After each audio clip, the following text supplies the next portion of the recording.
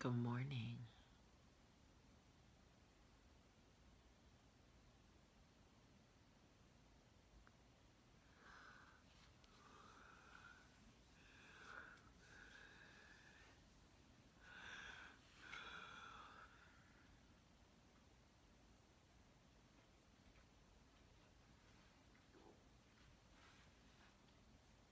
Good morning.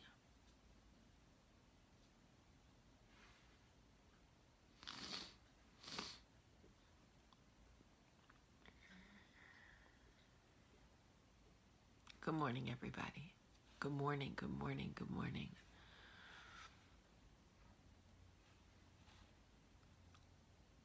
Good morning, Mia. Good morning, Tiff.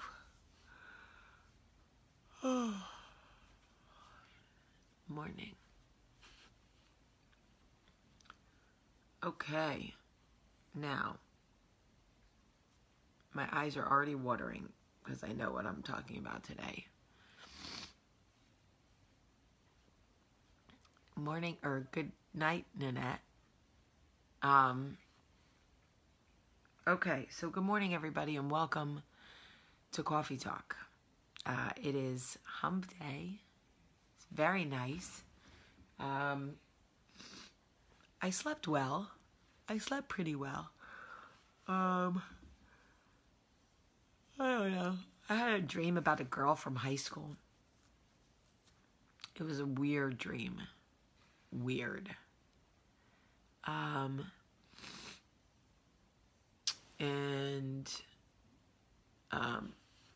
just made the kids lunch for camp, and it is not my birthday. Someone just said happy birthday. It's not my birthday. Anyway, I wanted to talk to you guys about something. So, some of you know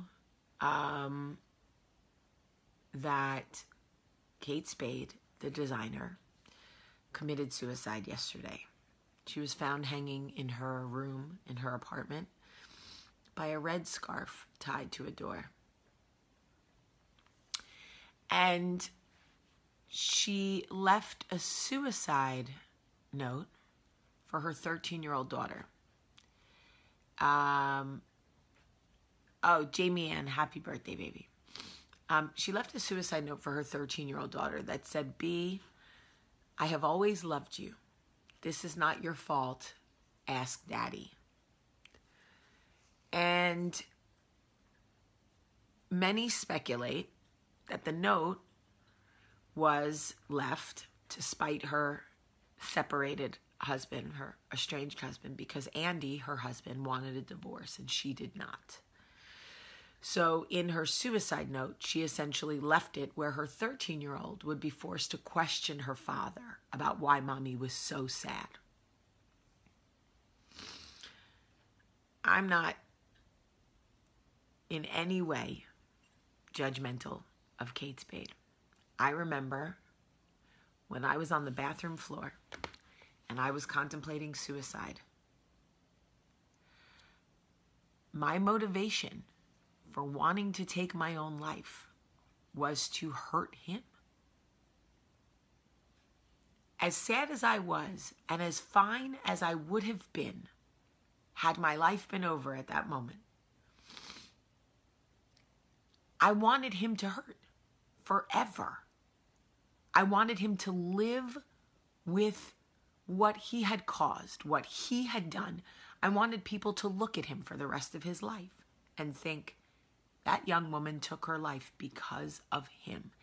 That is where my narcissist drove me, to that place in my mind. I want you guys to understand that is where I was. Literally. I knew that if I took my life, the world would blame him forever. And that was enough to get me to really consider it. Thank God, literally thank God, that in that moment I was saved. Because had God not come to me and said, I promise you we can get through this together, and I had not chosen to believe him at that very moment, after he had come for me so many times, and I had rejected him and disavowed him and ignored him, I would have done it. When you are that far gone emotionally, mentally, you're not thinking about tomorrow or 6 months from now or 10 years from now. You're thinking about the pain that you are in that very moment, and all the pain that has led you up to that moment. I can't speak for everybody. I can only speak for myself. The moment I decided to end my life was a culmination of me feeling emotionally powerless in my own life. I felt that everybody else in the world had control over my emotions but me. And I couldn't take it anymore. I could not take being an emotional puppet at the disposal of the wants and needs of other people anymore. I did not know how to take back control of my emotions. I did not know how to be emotionally strong for myself. I had no idea. I'd lost the ability. He controlled every emotion. I was happy when he allowed me to be happy, and I was sad when he decided I was sad. I was confident in the brief windows he allowed confidence, and I was insecure and feeble and small in the moments that he decided that that's what he needed. I never, ever got to choose what I felt for myself, ever. And I remember the feeling. I swear to you that I think the Lord allows me to remember that feeling so that I can speak on it. Because I will never forget what it was like in that bathroom. The resolve that I had. Oh my God, I'm going to be dead. I don't have to be emotionally controlled by anyone anymore. It will all be over. And he will forever live with the consequence. It was a win-win. That's what I'm trying to make you understand, is it was a win-win.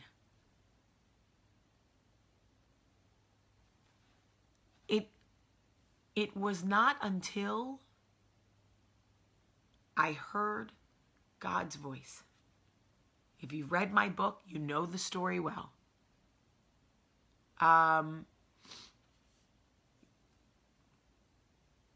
It was not until I heard God's voice. And here's the thing. In the moment that I decided to end my life, I never felt more powerful. I never felt more in control. You have to understand where I was. I was so broken by this man that any decision I made that he did not control felt incredibly powerful. So if you had told me in that moment that I was weak for making that decision, I would have said, oh no, that's where you're wrong. I am so strong. This is where I want you to really understand where I was mentally.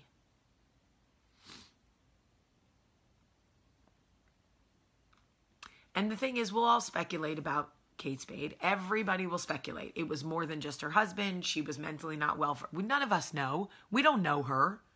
We're only going by the tidbits the media gives us. I'm only going by her suicide note. I'm not even really talking about her. I'm talking about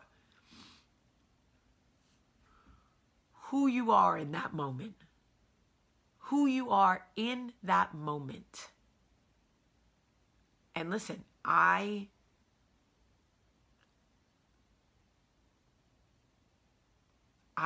cannot tell you how impactful hearing God's voice was for me. Because I had resolved it. I was done. I was in control of my life again. Even in the decision to end it, I was in control. And nobody knew. Very few people knew how broken I was and how hard my life was and how emotionally vacant I was. And very few people knew because, like most women in an abusive relationship or in a relationship with a narcissist, I worked very hard to convince the world that he was amazing and that any flaws in our relationship were mostly me. So people believed that. They wouldn't have understood. Listen to me. There is no substitution for professional mental help. I am not a therapist, and nobody on this thread is a therapist. If you are truly considering taking your life, I have been where you are. And no encouraging words from a woman across the country can change your mind because you are in power. You are in control of your life and that decision. And I know the strength in that decision. You need professional mental help. You need to call a hotline. You need to speak to somebody in your life that you trust and that you love who can take you somewhere and get you help. There is no way that I could have done it alone. There's no way. I will post the number. But I have to tell you, Kate Spade's suicide will do something for mental health, however temporary, in that people are understanding now that you could be rich and you can be famous and you can be skinny and you can be pretty and you can be white and you can be black and you can be skinny and you can be fat and you can live in Manhattan or you can live in the ghetto or you can live in the South or you could be a Republican or a Democrat. You can be married or single, a mother or childless. You could have a dog or a cat. It doesn't matter. Mental health affects everybody. And it shows its face and its repercussions and its struggles and its effects and its damages in all different ways. And some people smile until they die. Other people cry. Some people withdraw. Some people become manic. You just don't know. The truth is, everybody is fighting a battle that you know nothing about. And the only thing you have been called to do in this life, the only thing that our Maker has called you to do in this life is love one another the way He loves us. It is that simple. So many of us walk through life going, what am I supposed to do? What's my purpose? What am I here for? It's so simple. The only thing that you have been called to do is love your neighbor. That is it. That is it. We have the capacity to love. It is in all of us, and it is the only requirement we have been given. Sure, there are a few other commandments, right? Don't steal, don't kill, be nice to your mom. But you have the ability in you to help without even knowing it. And it is just answer the calling that God has put before you to just love. And if you don't believe in God, love anyway. You don't have to believe in God to love. And if they don't love you back, that's not your calling. Your calling is not to force someone else to love. Your calling is to love them anyway. That's it. I love people that I should have,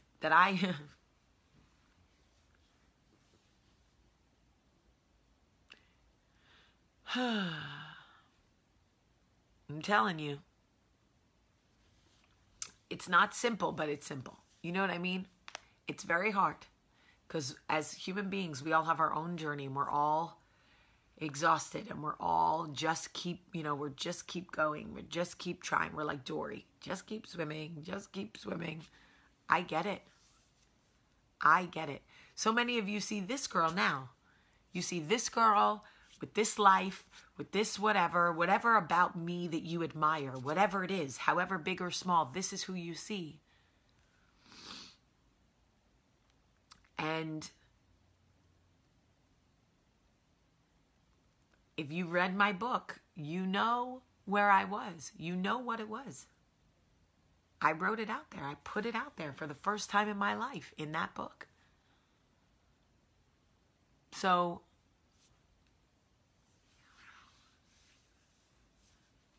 anyway, I love you. If you have a child who is in pain, you can't fix that. You can love him, but he needs professional help. And a lot of it. You cannot fix that. As moms, we want to fix it all. We want to make it all better all the time. We can't. We're superheroes, but we're not mental health professionals. And if, God forbid, my child needed help, I would move the ends of the earth. I wouldn't stop knocking on doors. I wouldn't stop going into offices. I wouldn't stop checking into hospitals. I just wouldn't. There is no shame in this conversation. I have no shame telling you who I was and where I was and how broken I was and how I got there. And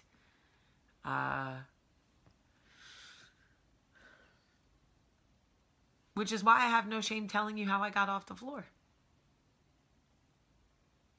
I wasn't raised with God. I was raised Jewish. Yeah. I didn't know Jesus.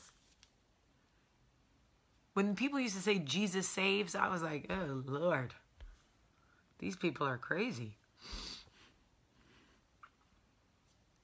I mean,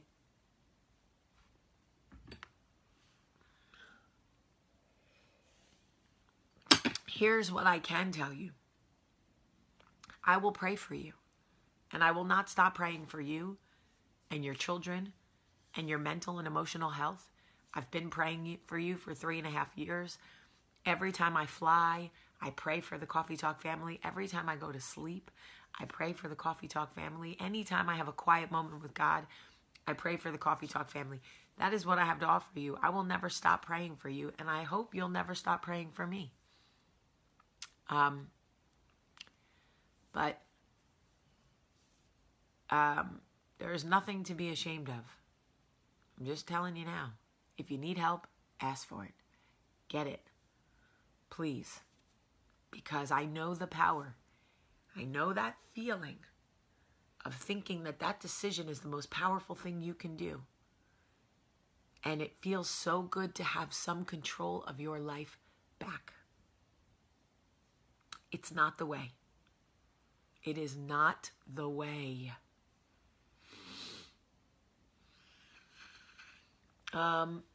All right. I love you guys so much today. So much. There is a share button right there. This one is very important that you share. Please share this video for anyone who needs to hear it.